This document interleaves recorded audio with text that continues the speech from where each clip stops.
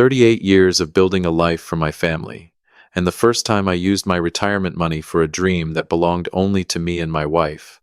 My daughter looked me in the eye and called it stealing from her future. My name is Raymond Porter.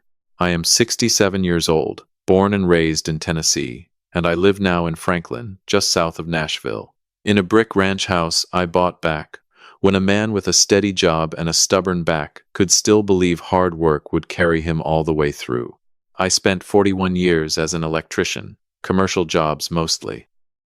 Schools, warehouses, church additions, county buildings, grocery stores, the kind of places people walk through every day without ever wondering who ran the wire behind those walls. I was not a rich man in the way people picture rich men. I never wore a watch that cost more than a mortgage payment. I never joined a country club. I drove used trucks, packed my lunch in the same dented metal lunchbox for almost 20 years, and wore work boots until the soles looked like old tires. But I saved. Lord, did I save. Every overtime check, every side job, every Christmas bonus, every dollar I didn't spend on myself went somewhere useful. Into the house, into the kids, into insurance, into braces, into tuition.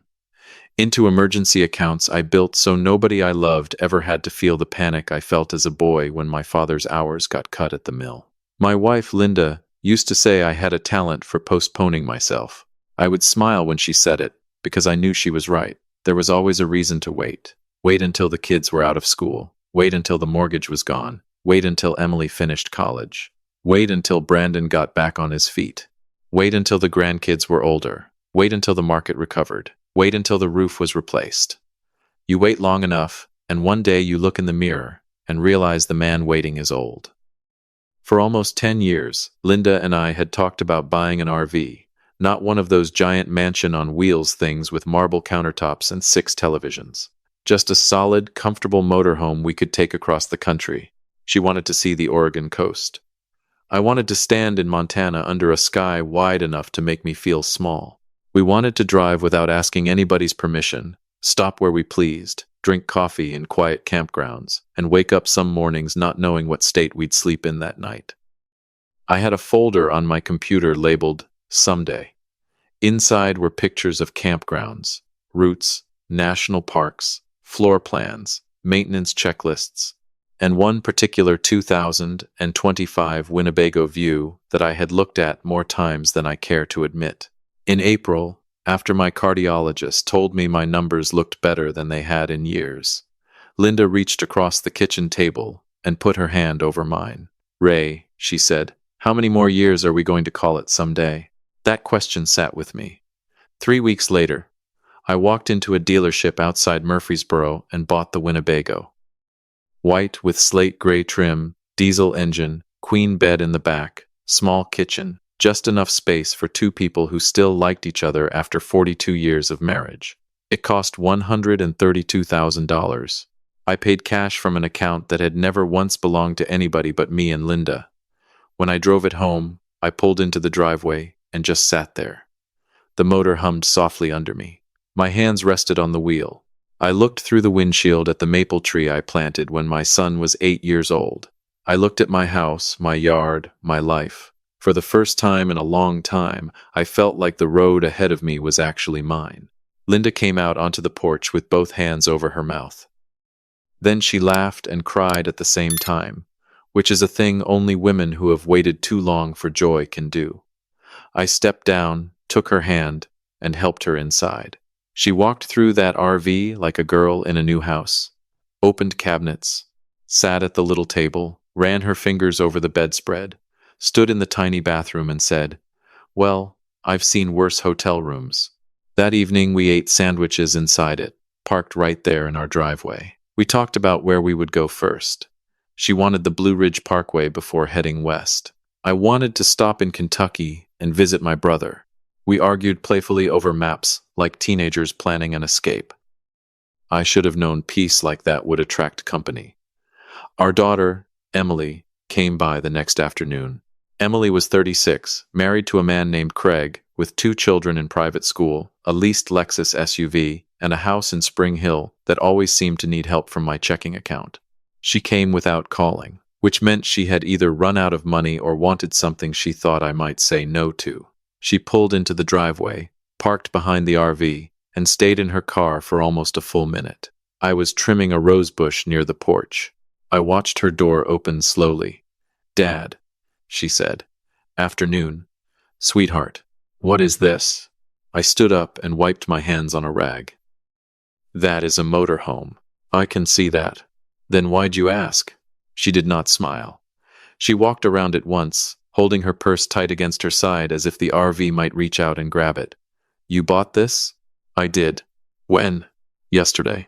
Her eyes narrowed. "How much was it?" I looked at her, and for 1 second I thought about lying. Not because I was ashamed, but because I already knew the number would become a weapon in her hand. 132,000. Her mouth opened, then closed, then opened again. "Dad," I heard the judgment before the rest of the sentence arrived. "Emily, you paid that for a camper? Motorhome." "Dad, that is insane. It is paid for." That's not the point." I looked past her at the vehicle. "It kind of is." She pulled out her phone and started tapping. I asked who she was texting, though I already knew. "Brandon," she said. My son Brandon was 39. Divorced once, engaged again, always employed but never quite stable. He worked sales jobs that sounded important when he described them and disappeared from his resume 6 months later. He had a boat he couldn't afford, an apartment downtown he didn't need, and a habit of calling me only after the bank had already called him. Emily left 15 minutes later without stepping inside the house. The next evening, both my children showed up together. That right there told me everything. Emily alone meant emotion. Brandon alone meant money. Emily and Brandon together meant they had held a meeting without me and arrived at a verdict. Linda was in the kitchen making meatloaf. She heard their car doors and looked out the window. "Oh, Ray," she said softly. "Let them in. They're probably just surprised. Then they can be surprised in the living room." They came in stiff, serious, wearing the faces of people who had practiced being reasonable. Brandon sat forward on the couch, with his elbows on his knees. Emily sat beside him, purse in her lap, chin lifted. Linda hovered in the doorway between the kitchen and living room, wiping her hands on a dish towel she did not need to be wiping. Brandon started. "Dad, we need to talk about the RV." I figured. "That is a huge purchase." "It is." Emily jumped in. "At your age, you should be preserving money, not blowing it on road trips." "At my age," I repeated. She looked uncomfortable, but not enough to stop. "You know what I mean. You and Mom need to think about the future." I leaned back. "Whose future?" Brandon sighed like I was being difficult. "Everybody's." "Everybody's," I said. "Dad," Emily said, "you can't just spend that kind of money because you feel like it. You have grandchildren, you have family, you have responsibilities." The word responsibilities landed on me like a hand across the face. Linda stepped forward. "Emily, your father has carried responsibilities his whole life." "Mom, we know that," Brandon said, barely looking at her. "But that doesn't mean he gets to be reckless now." I looked at my son. "Reckless?" He nodded. "Yes, Dad, reckless. You're acting like you have unlimited money. You're living like some retired millionaire." Emily's voice got quieter, sharper. "You're spending what should be protected." "For what?" I asked. She looked at Brandon. "For the family," he said. I let the room go quiet. Then, "Emily," said the sentence. The one that did something inside me no doctor could have measured. "You're wasting our inheritance." Linda's hand went to her mouth. I did not raise my voice. I did not move. I looked at my daughter, the little girl I used to carry on my shoulders through county fairs, the girl whose college tuition I paid before I ever fixed the cracked tile in our own bathroom. "Our inheritance," I said. She swallowed, but did not take it back. Brandon leaned forward. "Dad, all we're saying is you need to cut back." There it was. Neat, simple, helpful, even. "You need to cut back." I nodded slowly. "All right." They both blinked. "All right?" Brandon asked. "I hear you." Linda turned toward me. "Ray," I looked at her. "They're right. I need to cut back." Emily relaxed first. Brandon followed. They mistook my calm for agreement, my quiet for defeat. That is one of the mistakes grown children make when they still see their father as furniture. They forget he was a man before they ever needed him. They stayed for dinner. They ate my wife's meatloaf and mashed potatoes. They talked about school schedules and Brandon's new account at work and how expensive everything had gotten. Emily mentioned that tuition for Mason and Ava's private school had gone up again. Brandon said boat insurance was criminal these days. I listened. After they left, Linda stood beside me at the window and watched their taillights disappear. "You're too quiet," she said. "I'm thinking." "That's what scares me." I kissed her forehead. "Go on to bed, Raymond." "I'm not angry." She studied my face. "No, you're not." She knew me well enough to understand that anger would have been easier. That night, after Linda fell asleep, I went into the small office off the den. It still smelled faintly of sawdust from the shelves I built 25 years earlier. I sat at my desk, turned on the lamp, and opened my banking records. I did not need to search long. I already knew the truth. I had just never put it all in one place because putting it in one place would mean admitting what I had allowed. 23 recurring payments. Not 40, not 50, 23. Enough to be shameful. Enough to build a life on somebody else's back. Emily's children's school tuition supplement. Emily's Lexus insurance. Emily's family phone plan. Half of Emily's mortgage, though nobody called it that. We called it helping. Dance lessons. Soccer fees. Streaming accounts because the kids use them at your house too, Dad. Craig's health insurance gap. 1 year that somehow became 2. Brandon's boat storage. Brandon's car insurance. Brandon's personal loan payment after the divorce. Brandon's apartment subsidy. Brandon's cell phone. Brandon's temporary credit card minimums. Brandon's gym membership because he said staying healthy helped his confidence. 23 little pipes running from my savings into their comfort. Some were large, some were small. All of them had one thing in common. They were not mine. I started with the easiest one, the streaming bundle. Then the gym, then the phone plan, then the insurance, then the tuition transfers, then the mortgage supplement, then Brandon's boat storage. Click, confirm, cancel. By 17 inches the morning, I had cut every automatic payment that did not belong to me or Linda. Then I opened a blank spreadsheet. For the first time in my life, I counted. Not what it cost to raise children. That was my duty, and I would never hold childhood against them. I counted only what I had paid after they became adults. After degrees, after jobs, after weddings, after they had homes and cars and children and still found reasons to lean on me. 9 years for Emily, 11 years for Brandon. The total made me sit back in my chair and take my glasses off. $486,740.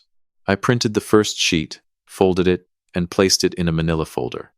Then I slept better than I had in months. The first crack appeared the following Tuesday. Brandon called at 13 inches the morning. I was in the RV, labeling storage bins, while Linda arranged coffee mugs in a cabinet that would hold exactly 4. "Dad," he said, "did something happen with your bank?" "No good morning?" "Dad, I'm serious. My boat storage payment got declined." I looked at the cabinet. Linda froze with a mug in her hand. "That's so?" "Yes, that's so. They're charging me a fee. You might want to call them." "Call them?" "Dad, it comes out of your account." "Not anymore." Silence. "What does that mean?" "It means I cut back." He laughed once, short and ugly. "On my storage? You said I needed to cut back." "I meant the RV." "I know what you meant." He got quiet, and I could almost hear the arithmetic beginning in his head. "Dad, I can't move that boat by Friday." Then I'd start making calls. "You're being petty." "No, son. Petty would be canceling it and not answering the phone." I answered. I hung up before he could find a louder version of himself.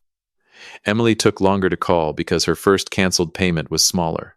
The streaming services went first, then the dance studio sent her a notice, then the phone company told her the family plan had changed and her line needed to be transferred into her own name. She called Linda. I heard my wife in the kitchen. "Honey, slow down." Pause. "No, I don't know exactly what your father changed." Pause. "Emily, please don't cry." That was when I stepped into the doorway. Linda looked at me with eyes full of accusation and worry and something else. Recognition. She covered the phone. Ray, Mason's soccer fee didn't go through. The season starts next week. Then Emily and Craig need to pay it. Linda stared at me. It's Mason. I know who Mason is. She went back to the phone. Honey, let me talk to your father. When she hung up, she stood very still. Ray, the children didn't do anything. Our grandchildren are not being punished. It will feel that way to them. Then their parents can explain why Grandpa is no longer paying for the life their parents chose. Linda's face tightened. That's harsh. No, I said. Harsh is our daughter calling our retirement her inheritance while I pay for her son's soccer cleats. She looked away first. Over the next 2 weeks, the calls came in like weather. Brandon called when his insurance lapsed. Emily called when the tuition office emailed Craig. Brandon called again when his credit card minimum hit his own account. Emily sent a long text about how private school was not a luxury because the public schools were not a fit for her children. Brandon left a voicemail saying I was humiliating him. Then came the visit I had expected. Linda sat across from me at the kitchen table on a Thursday night, hands wrapped around a cup of tea she had not touched. Ray, she said, I need you to hear me as your wife, not their mother. All right, this is tearing them up. No, I said, this is revealing where they were already torn. She closed her eyes. Brandon may lose the boat. Good. Her eyes opened. I took a breath. Linda, a man who cannot pay his own apartment rent does not need a boat. He loves that boat. I love our children. That didn't make it healthy to pay their bills forever. She looked down at the table. Emily says they may have to pull the kids from school. Then they will survive public school, like millions of American children have survived it. That sounds cold. It sounds cold because we spent years calling comfort a necessity. Her eyes filled. They are still our children. They are our adult children. My babies, she whispered.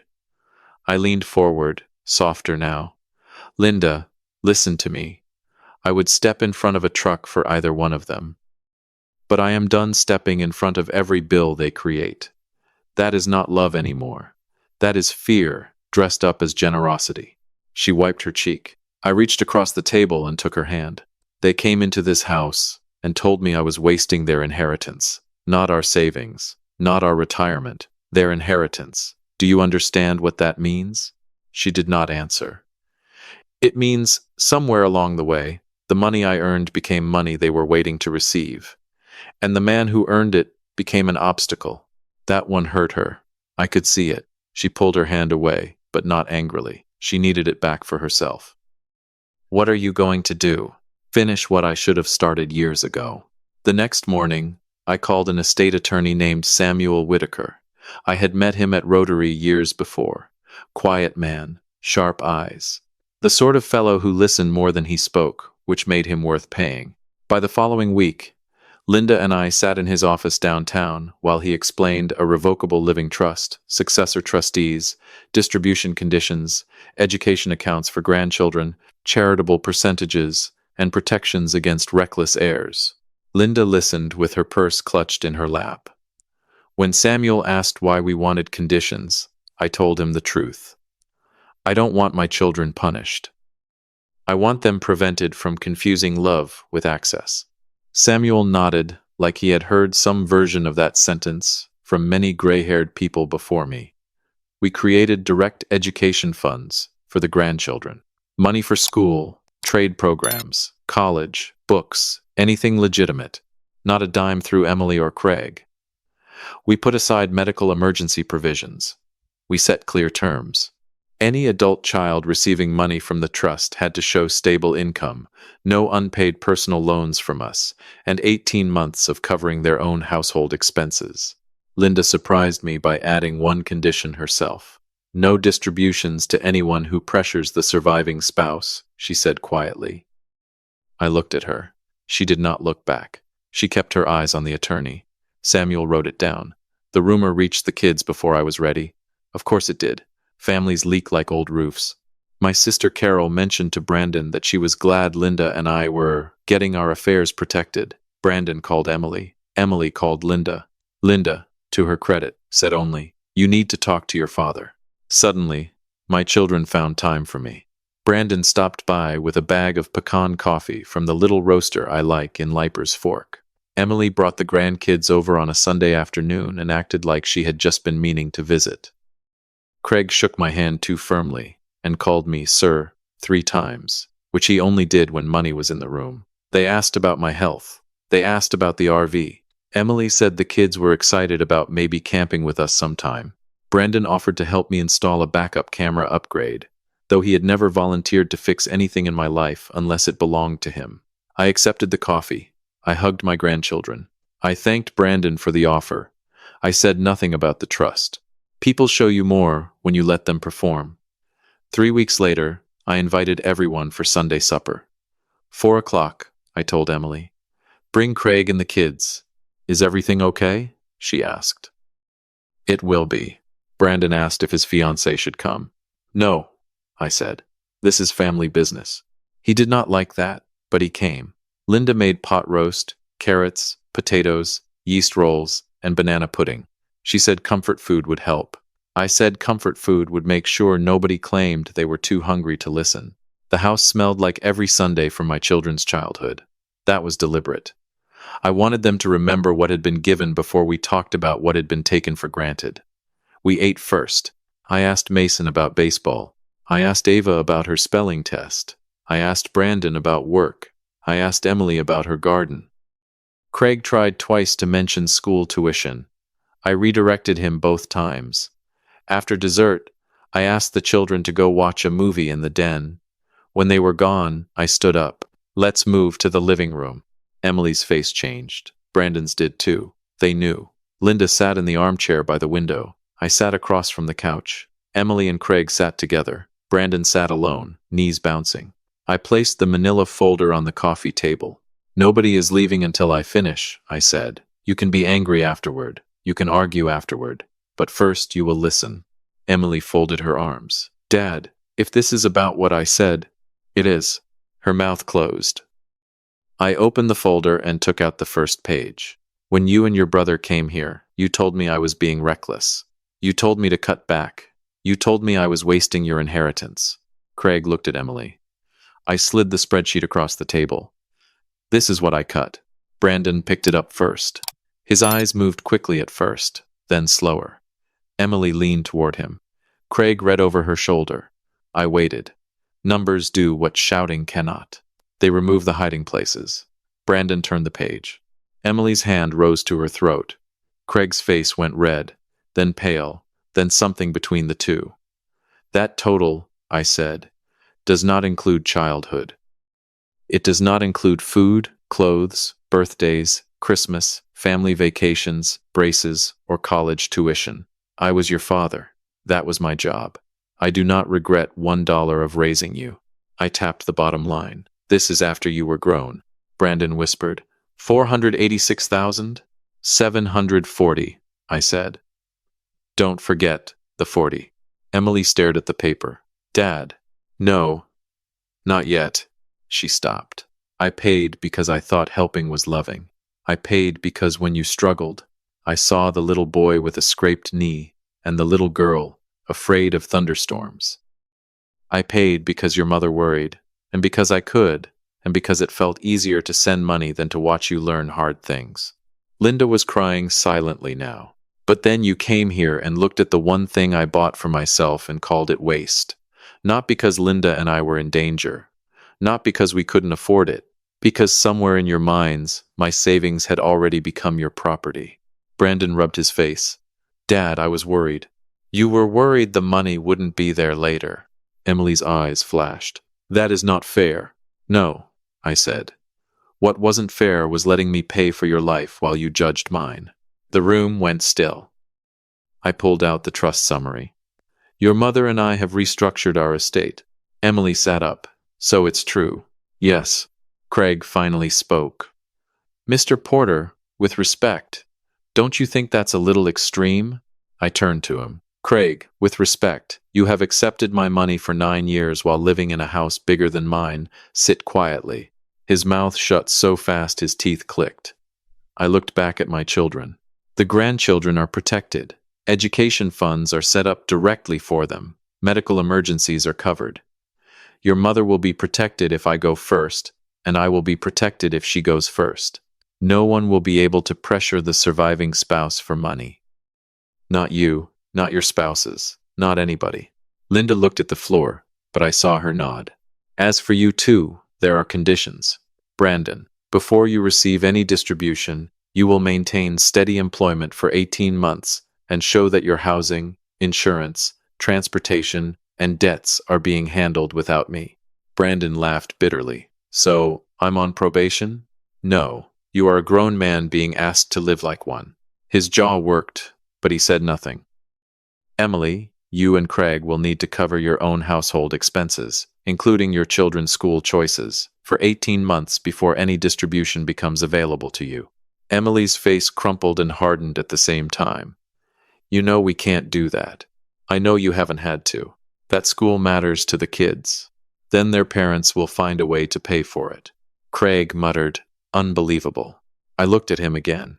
What is unbelievable is that a man who calls another man's retirement waste has been letting that same man subsidize his mortgage. Emily stood up. Stop attacking my husband.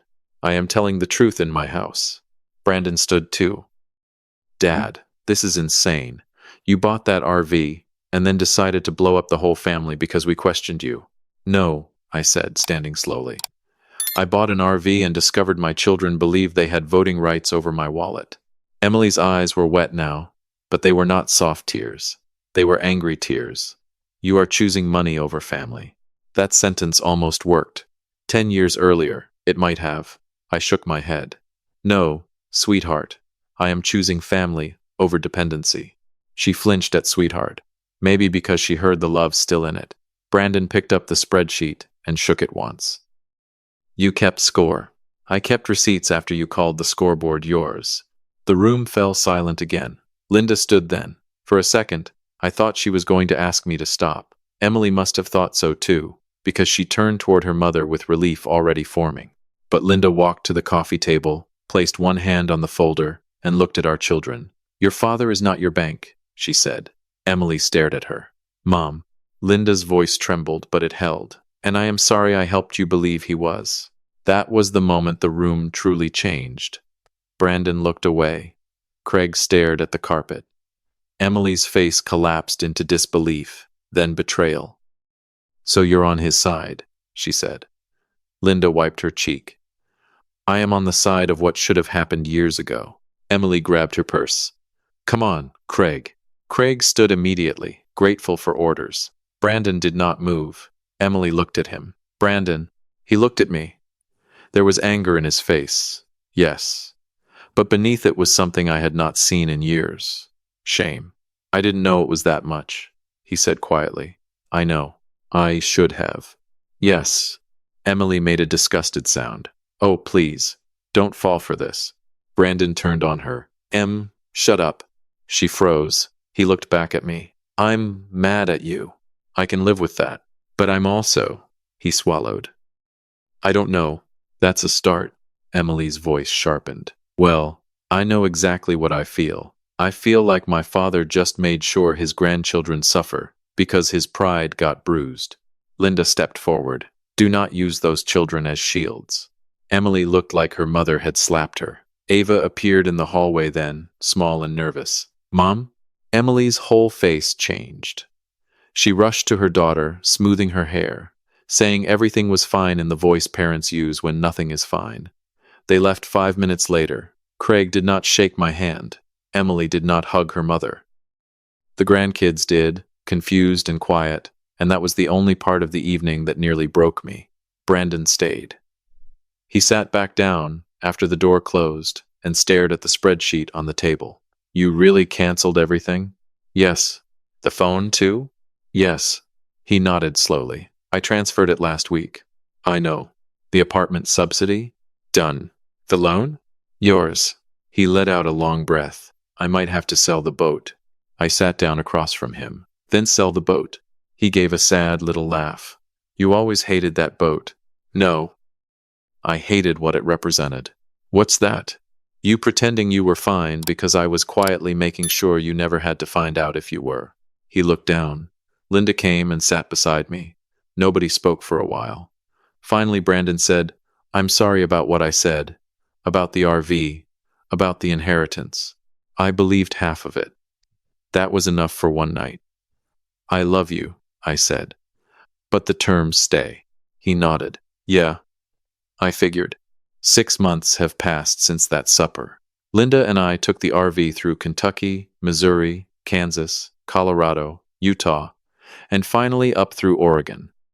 She stood on the coast near Cannon Beach with her shoes in one hand and her gray hair blowing across her face, and I thought, if I had died before giving her this, I would have owed her an apology in the next life. Brandon sold the boat. Not right away. He fought it for a month, cursed me to my sister, avoided my calls, then sold it to a man from Alabama and used the money to clear 2 debts. He still gets mad sometimes. So do I. But he comes by every other Sunday now, and last week he replaced a bad outlet in my garage without asking for a dime. Emily did not speak to us for 9 weeks. Then she called Linda, not me. That hurt, but it was expected. The kids were changing schools in the fall. Craig had picked up weekend work.